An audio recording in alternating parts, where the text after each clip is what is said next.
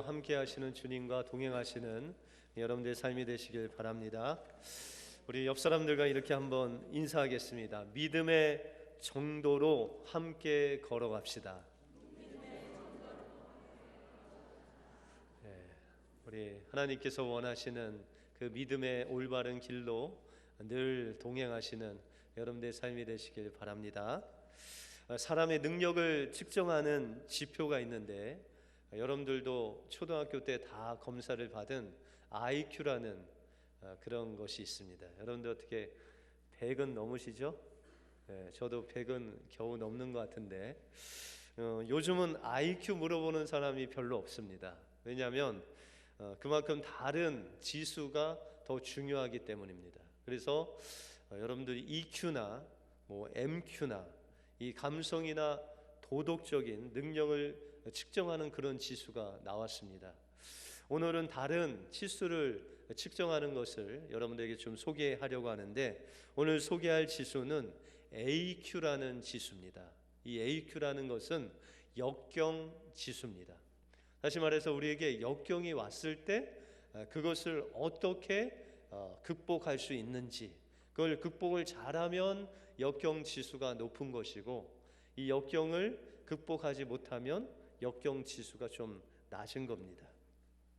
그런데 1997년 미국 커뮤니케이션 이론가인 폴 스톨츠가 개발한 이 역경 지수가 있는데, 그의 책에서 그는 이 역경 지수를 측정할 수 있는 세 가지 부류의 사람이 있다라고 그렇게 이야기를 합니다. 그 첫 번째가 포기형입니다. 산을 오르는데 너무 힘들거나 아니면 좀 장애물이 있다고 하면 그 즉시 포기하거나 아니면 도망하는 사람을 가리켜 이 부류를 포기형이다라고 그렇게 이야기를 합니다. 다시 말해서 사업을 하거나 아니면 공부를 하거나 어떤 일을 할 때 조금만 어려워도 그냥 스탑하는 그런 사람을 가리켜 포기형이다라고 그렇게 이야기한답니다. 두 번째는 장애나 어려움을 만나면 뚜렷한 대안을 찾지 못하고 적당히 안주하는 안주형이 있다고 합니다. 이 안주형은 특별히 피하거나 아니면은 도망하지는 않지만 그 자리를 그냥 안주하기 위해서, 그래서 영어로 캠핑형이다라고 그렇게 합니다. 그래서 그냥 안주하기를 원하는 사람을 안주형이다라고 그렇게 이야기합니다. 마지막으로는 극복형이 있습니다. 역경을 만나면 자신이 할 수 있는 모든 능력과 지혜를 동원해서 하여튼 그것이 극복될 끝까지 하는 사람을 가리켜 극복형이다라고 그렇게 이야기를 합니다.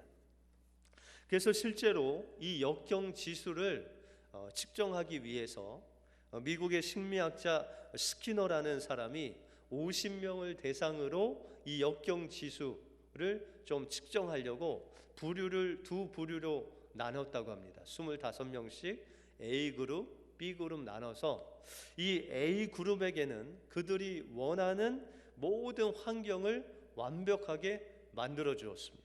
그래서 그들이 여행을 가고 싶다 그러면 여행도 보내주고, 또 명품 백이 갖고 싶다면 명품 백도 사주고, 보석이 필요하다면 보석도 사주고, 하여튼 원하는 대로 6개월 동안 그 환경을 만들었다는 것입니다. 그 다음에 B그룹은 역경을 넘어야 할 불리한 환경을 조성했다고 합니다. 그래서 그들에게는 뭘 해도 부족하도록, 뭘 해도 자유롭지 못하도록 행동의 자유함을 없애고, 늘 먹을 것을 줘도 부족하게 주고, 일할 때 임금을 줘도 부족하게 주고, 뭐든지 부족하게, 또한 그렇게 자유를 주지 않았다고 합니다. 그런데 6개월이 지나고 이 두 그룹의 마인드와 또한 성장률을 그냥 치수로 계산을 했는데, 그 결과 이 A그룹, 그러니까 원하는 대로 다 준 이 A그룹은 처음보다 5점이 떨어졌다고 합니다. 그런데 원하는 대로 주지 않고 항상 부족하게 주었던 그 B그룹은 한 8점 정도가 상승했다고 합니다. 이 연구 결과 인간은 완벽한 조건을 갖추면 오히려 퇴보하고 불리한 환경에서 더 발전할 수 있다라는 결론에 이뤘다는 것입니다. 그래서 이 역경을 이기는 사람들의 그 공통점을 봤더니 그 역경을 이기는 사람들은 절대로 남의 탓을 안 했다고 합니다. 다 그냥 내가 잘못해서, 또한 자신을 비하하지도 않았다고 합니다. 끝까지 희망의 줄을 놓지 않고 그 산을 넘어가기까지 끝까지 도전하는 사람이 이 역경의 지수가 높았다는 것입니다.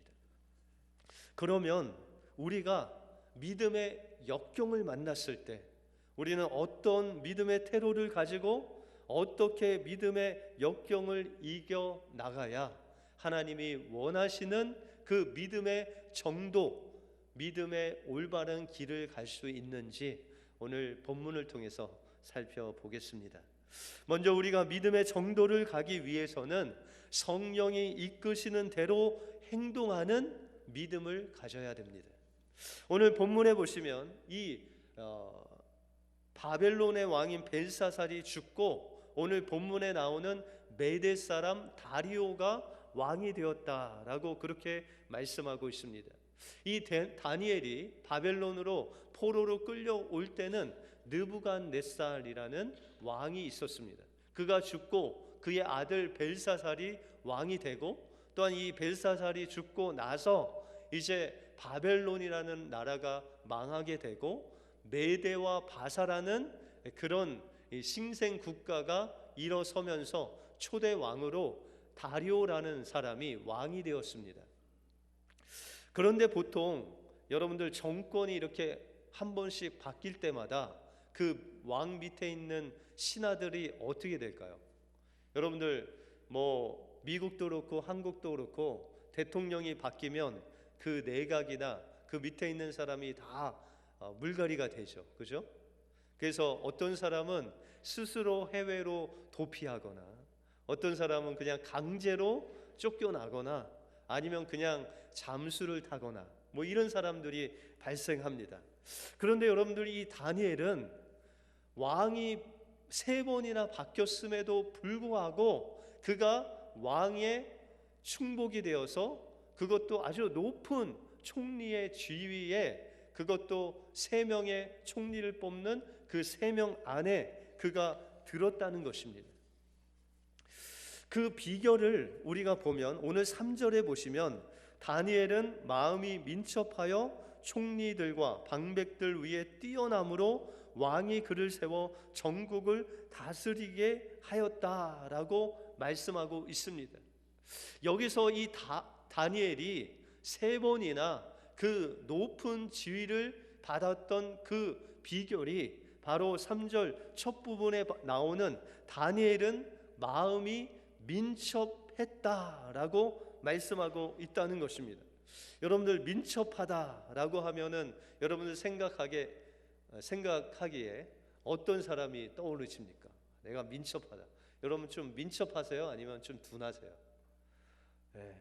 민첩하다 하면은 뭔가 이 약삭이 빠르고 뭔가 이렇게 상사가 얘기하기 전에 그냥 알아서 막 행동하는 좀 감각적인 사람을 가리켜서 우리는 민첩하다라고 그렇게 생각합니다. 근데 그것은 우리의 생각이고 오늘 본문에 나오는 이 민첩하다는 뜻과는 완전히 다릅니다. 오늘 본문에 나오는 이 민첩하다라는 그 뜻을 보기 위해서 우리가 영어 성경을 몇 군데 찾아보면 이 다니엘이 민첩했다라는 그 문장을 보면 다니엘 안에는 뛰어난 영이 그를 붙잡고 있었다라고 말하고 있습니다. 다시 말해서 이 민첩했다는 것은 다니엘 안에 아주 엄청난 분이 계셨는데 그분이 다니엘의 마음을 붙잡고 계셨다라고 영어 성경에는 번역하고 있다는 것입니다. 다시 말해서 이 다니엘 속에는 성령님이 계셨고 그 성령님의 붙잡힘을 당해서 이 다니엘은 어떤 일을 하든지 어떤 행동을 하든지 그 안에 계신 성령님께서 인도하시는 대로 말하고 인도하시는 대로 행동하는 그 행동을 할 때 사람들이 볼 때 다니엘의 그 행동과 말이 민첩하게 보였다라고 말씀하고 있다는 것입니다. 다시 말해서 다니엘은 그의 생각대로 그의 방법대로 말하거나 행동하지 아니하고 성령께서 이끄시는 대로 말하고 성령께서 가라는 곳으로 가는 그런 행동을 했다는 것입니다. 우리가 신약 성경에 이 복음서에 보면은 예수님께서 성령의 인도하심을 따라 마귀에게 시험을 받은 장면을 이야기하고 있습니다. 그런데 이 마태와 마가와 누가가 아주 조금 다르게 예수님의 표현을 표현하고 있습니다. 마태복음에서 마태는 예수님이 성령에 이끌리어 광야로 가셨다라고 그렇게 증거하고 있고, 마가복음에서 마가는 성령이 곧 예수를 광야로 몰아가신지라라고 말씀하고 있고, 누가복음에는 예수께서 광야에서 40일 동안 성령에게 이끌리어 마귀에게 시험을 받으셨다라고 말씀하고 있습니다. 결과적으로 예수님은 다니엘과 같이 그 안에 있는 성령께서 인도하시는 대로 이끄시는 대로 광야로 나가서 그 마귀의 시험을 준비하셨다는 것입니다. 여러분들, 예수님께서 어떻게 성령의 이끌리심을 받아 말하고 행동하셨습니까? 성경에 보시면 예수님께서 40일 동안 금식하며 기도하셨다고 말씀하고 있습니다. 여러분들, 예수님께서 40일 동안 그 마귀의 시험을 받기 위해서, 더 궁극적으로 말하면 성령의 인도하심을 받기 위해서 예수님께서 금식하시면서 기도하신 날이 40일 동안 그렇게 하셨다는 거예요. 예수님께서 하나님의 아들이십니다. 그럼에도 불구하고 예수님께서 금식하면서 자신의 육신의 그 욕구와 또한 그 육신의 생각과 그 방법을 하나님 앞에 내려놓는데 금식하셨다는 거예요. 그 육신의 욕구를 내려놓기 위해서, 성령의 인도하심을 받기 위해서 금식하시면서 하나님 앞에 부르짖으면서 성령의 인도하심을 따라 살기 위하 몸부림쳤다고 말씀하고 있다는 것입니다.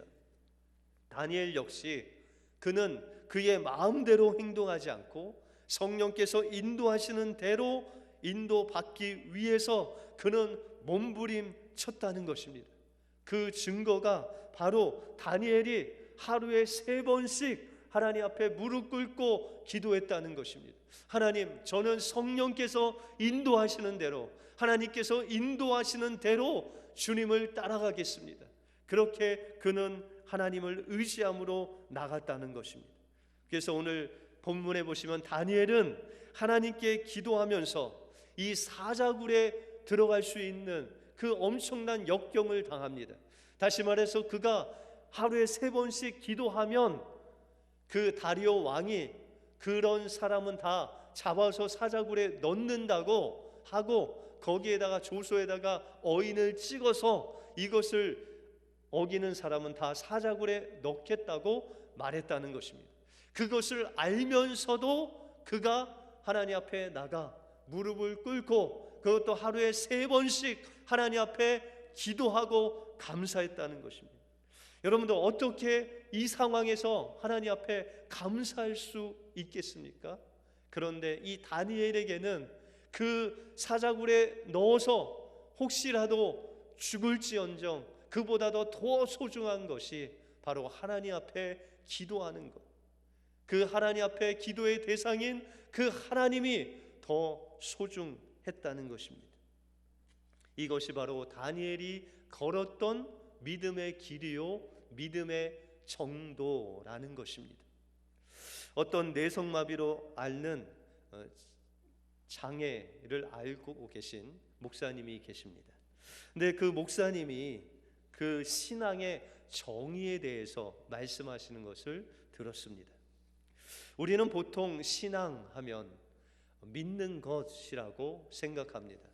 그런데 이 목사님이 말씀하시기를 자신은 이 신앙이라는 것이 믿는 것이라고 생각하지 않는다라고 그렇게 말씀하시면서, 그 목사님이 가진 신앙은 바로 그 믿는 것을 위하여 몸부림치는 것, 그것이 신앙이라고 말하고 있습니다.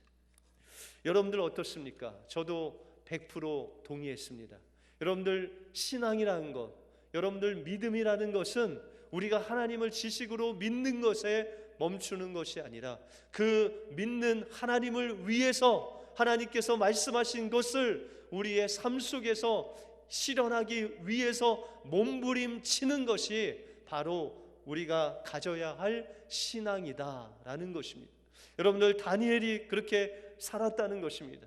그가 하나님께서 말씀하신 그 말씀대로 살기 위해서 목숨이 날아갈지라도 그는 그 생명을 걸고 하나님께 기도하는 몸부림을 치는 그 믿음의 정도를 걸어갔다는 것입니다. 여러분들, 믿음의 정도를 가기 위해서 우리 은혜교회 여러분들도 매일매일 몸부림치지 않습니까? 여러분들, 매일매일 여러분들 큐티 하시죠? 여러분들, 큐티가 1년 동안 해오시면서 쉬우세요? 어려우세요? 어려우시죠? 그런데 여러분들 매일 제 생각하면서 하려고 노력하셨어요? 네. 여러분들, 저도 매일매일 큐티 하려면 힘듭니다. 설교도 준비해야 되고 뭐 여러 가지 하려고 하는데, 근데 여러분들 매일매일 큐티하는 이유가 뭡니까? 몸부림치는 것이 뭡니까? 오늘 하루도 하나님께서 여러분들 각자에게 나에게 말씀하시는 그 말씀을 붙잡으려고, 하나님 나에게 무엇이라고 말씀하고 계십니까? 오늘은 제가 어떤 말씀을 가지고 하나님 살아야 됩니까? 몸부림치면서 하나님 앞에 부르짖는 그 시간이 바로 하나님 말씀 묵상하는 큐티 시간이라는 것입니다. 여러분들, 주일날 나오는 것이 쉽습니까? 여러분들, 6일 동안 열심히 일하고 주일날 좀 푹 쉬셨으면 좋겠는데, 여러분들 일찍 일어나서 또 아이들 챙겨서 나오는 거 그렇게 쉽지 않습니다. 여러분들, 주일날 왜 그렇게 여러분들 힘들게 주일 예배 나와서 하나님 앞에 예배 드리십니까?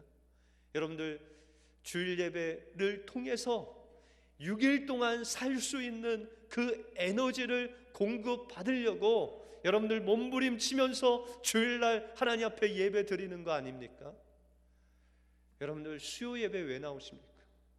새벽 예배 왜 나오십니까?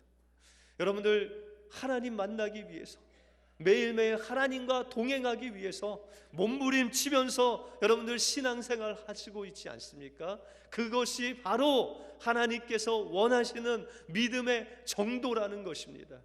여러분들, 하나님을 찬양하고 하나님께 기도하고 하나님 말씀 묵상하고 하나님의 뜻대로 살기 위해서 세상 속에서 그 거짓이 만연한 그 시대에 여러분들 정직하게 살려고 몸부림치지 않습니까? 다른 사람은 거짓말해도, 다른 사람은 속여도 나는 하나님 앞에서 정직하게 살려고 몸부림치는 것이 바로 하나님이 원하시는 믿음의 올바른 길이기 때문에 우리가 그렇게 몸부림치면서 신앙을 지키려고 하나님 앞에 나가는 것입니다. 다니엘이 그렇게 살았다는 것입니다. 내가 죽을지언정 하나님을 놓지 않겠다라는 그 마음으로 하나님 앞에 믿음의 정도를 지키며 하나님의 성령의 인도하신 대로 행동하고 말하고 삶으로 인해서 하나님께서는 그 평생을 동행하시고 그 평생을 이 다니엘을 통해서 많은 사람들을 주님께로 돌아오게 하시는 놀라운 은혜를 이 다니엘에게 베풀어 주셨다는 것입니다. 하나님은 여러분들에게 원하십니다. 믿음의 정도를 걸어가시기 바랍니다. 그럴 때 하나님께서 여러분들과 함께해 주실 뿐만 아니라 여러분들 통해서 많은 영혼이 주님께 돌아올 줄 믿습니다. 다음으로 우리가 믿음의 정도를 가기 위해서 우리는 하나님 말씀을 믿음으로 붙잡는 충성된 자가 되어야 됩니다. 믿음의 정도로 가는 자들은 충성된 자라는 것입니다. 다니엘이 총리 중에서도 1인자로 세워지게 되자 그 나머지 두 총리가 이 120 방백들과 힘을 합쳐서 이 다니엘을 끌어내리려고 수를 썼습니다. 그래서 오늘 4절에 보시면 이에 총리들과 방백들이 국사에 대하여 다니엘을 고소할 틈을 얻고자 하였으나 능히 아무 허물을 얻지 못하였으니 이는 그가 충성되어 아무 그릇함도 없고 아무 허물도 없음이더라 라고 말씀하고 있습니다. 여러분들, 이 사람들이 다니엘의 그 흠을 찾고자 그의 모든 것을 그냥 탈탈 털었다는 것입니다. 그런데 아무것도 먼지 하나 나오는 것이 없었다는 것입니다. 그 비결이 무엇입니까? 그 4절 뒷부분에 보시면 그가 충성되어 아무 그릇함도 아무 허물도 없음이었더라 라고 말씀하고 있습니다. 여러분들, 여기서 다니엘이 충성되이 행했다는 이 충성은 어떤 의미입니까? 단지 그 다리오 왕에게 그의 신하로서 충성했다, 그런 뜻 이상의 의미를 가지고 있다는 것입니다. 여러분들, 충성이라는 영어 단어가 뭐죠? faithful이죠. 이것은 믿음이라는, faith라는 믿음을 어원으로 하고 그 형용사가 바로 충성이라는 그런 단어입니다. 그런데 이 충성이라는 단어가 믿음으로부터 나와서 믿음으로 계속해서 끊임없이 살아가는 그 모습을 가리켜 충성되다라는 단어를 쓴다는 것입니다. 여러분들, 10절에 보시면 다니엘이 이 조서에 어인이 찍힌 것을 알고도 자기 집에 돌아가서는 그 방에 예루살렘으로 향하여 열린 창에 전에 행하였던 대로 하루 3번 무릎을 꿇고 기도하며 그 하나님께 감사했다라고 말씀하고 있습니다. 여러분들, 다니엘이 가졌던 믿음이 무엇입니까? 그 믿음을 충성스럽게 변함없이 했던 것이 무엇입니까? 바로 그가 자신의 집에서 그 창문을 열고 예루살렘을 향하여 하루에 3번씩 무릎으로 하나님 앞에 기도하고 감사했다는 것입니다. 여러분들, 다니엘이 감사하는 제목이 무엇이었을까요? 그가 노예로 끌려가서 그가 아주 높은 자리에 앉은 것을 하나님 앞에 감사했을까요? 그렇지 않습니다. 여러분들, 다니엘이 하나님 앞에 무릎을 꿇고 예루살렘을 향해서 그 하나님을 향해서 기도했다는 것은 그의 소망이 하나님께 있다는 것입니다. 여러분들, 예루살렘이 어떤 곳입니까? 하나님의 임재가 있는 곳이고 하나님을 예배하는 곳이고 하나님을 찬양하는 곳이 바로 그 예루살렘이라는 것입니다. 이 다니엘이 장차 그 예루살렘에 돌아갈 것을 바라보면서 주님과 함께 영원히 하나님을 찬양하며 예배할 것을 바라보면서 아브라함이 그 본향을 바라보듯 이 다니엘이 그 하나님과 영원히 살 그 집을 바라보면서 그 천국을 바라보면서 하나님 앞에 감사하며 기도한 삶을 살았다는 것입니다. 여러분들, 다니엘이 얼마나 이렇게 기도하는 삶을 살았을까요? 여러분들, 다니엘이 한 15세 정도에 바벨론에 끌려왔습니다. 그리고 이제 하나님이 약속하신 이 바벨론 포로로 잡혀 있다가 돌아갈 그 시기가 바로 70년이었습니다. 그런데 아직 이스라엘 백성들이 이 포로 귀환을 하지 않았습니다. 그러니까는 제가 생각할 때는 한 68년 정도 된 것 같습니다. 이 포로로 잡혀온 것이. 왜냐하면 한 2년 있다가 고레스가 이스라엘 백성들 다 이스라엘로 보내기 때문입니다.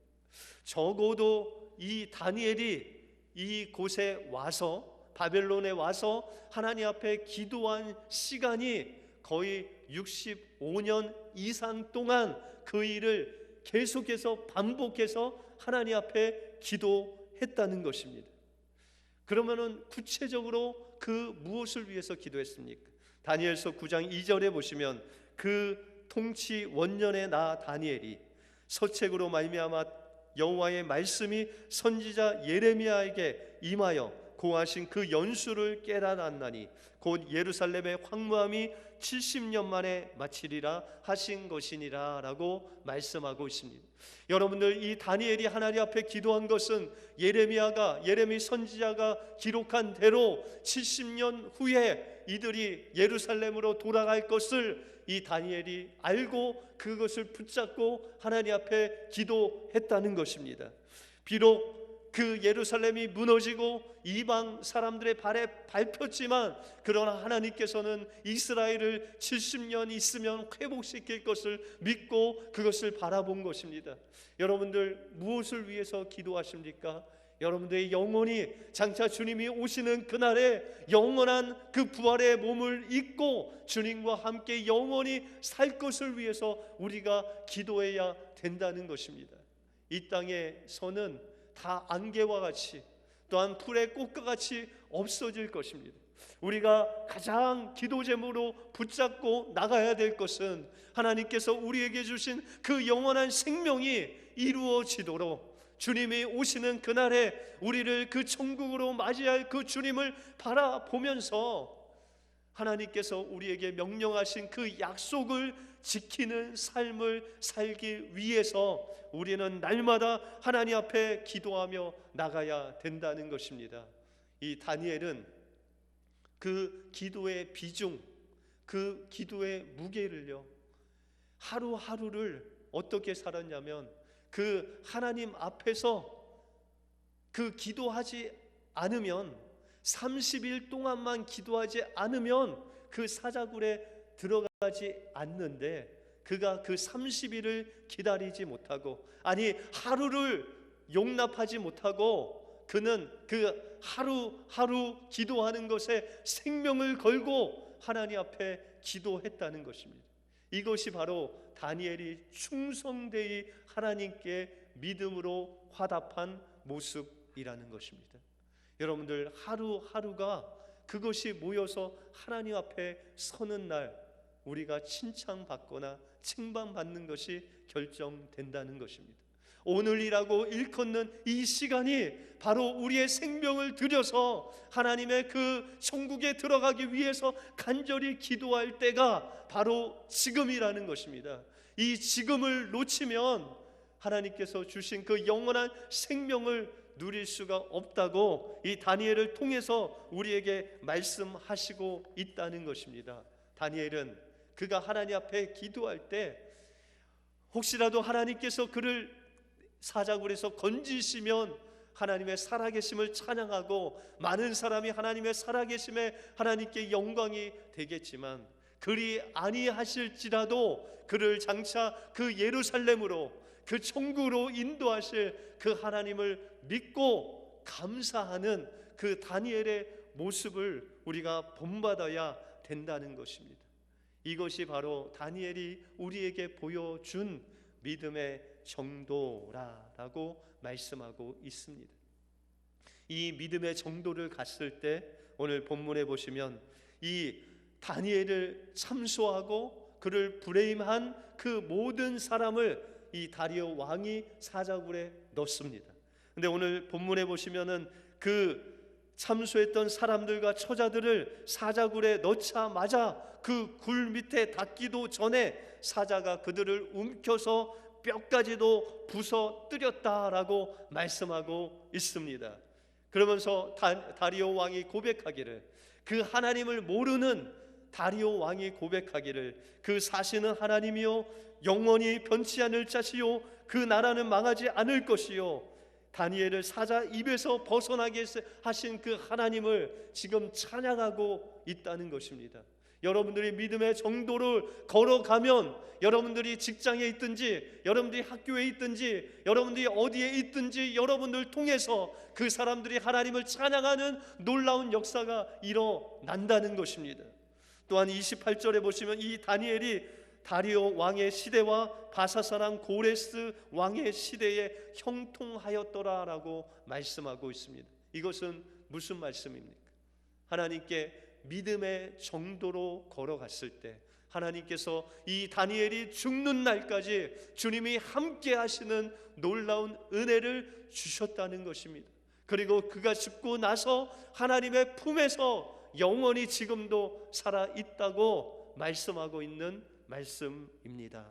그러므로 우리는 믿음의 정도를 걸어야 됩니다.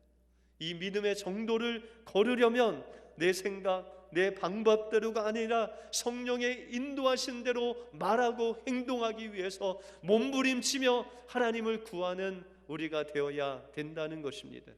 우리가 믿음의 정도를 걸어가려면 하나님의 말씀을 믿음으로 붙잡고 역경이 와도, 오늘 하나님께서 나의 생명을 취하여 가도 내가 끊임없이 하나님을 기도하고 바라고 천국을 바라면서 믿음으로 살겠다는 결단으로 살아갈 때, 하나님께서는 우리를 통해서 이방 사람들을 주님께로 돌아오게 하실 뿐만 아니라 우리가 죽는 날까지 주님이 함께 하시고 그 천국에서 주님을 영원히 찬양하는 귀한 하나님의 일꾼으로 우리를 세워 주실 것입니다.